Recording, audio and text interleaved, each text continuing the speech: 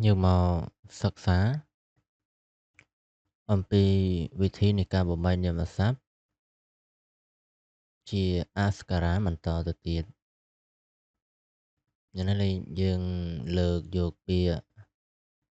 am amphas មកបំបែក amphas នេះប្រែថាទឹកឬក៏មេឃណាជាអាស្ការៈអ្នកបង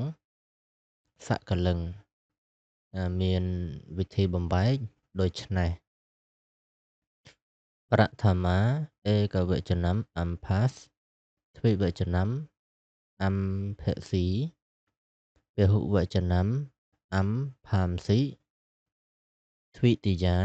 ឯកវចនំ amphas ទ្វិវចនំ amphasi ពហុវចនំ amphamsi តૃତୀយាឯកវចនំ amphasa ទ្វិវចនំ amphophyam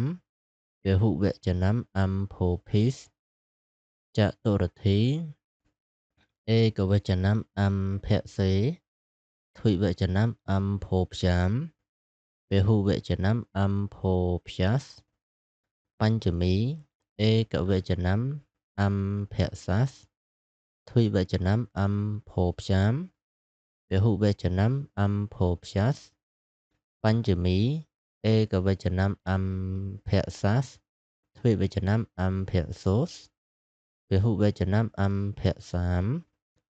សព្តមីឯកវចនំ amphasi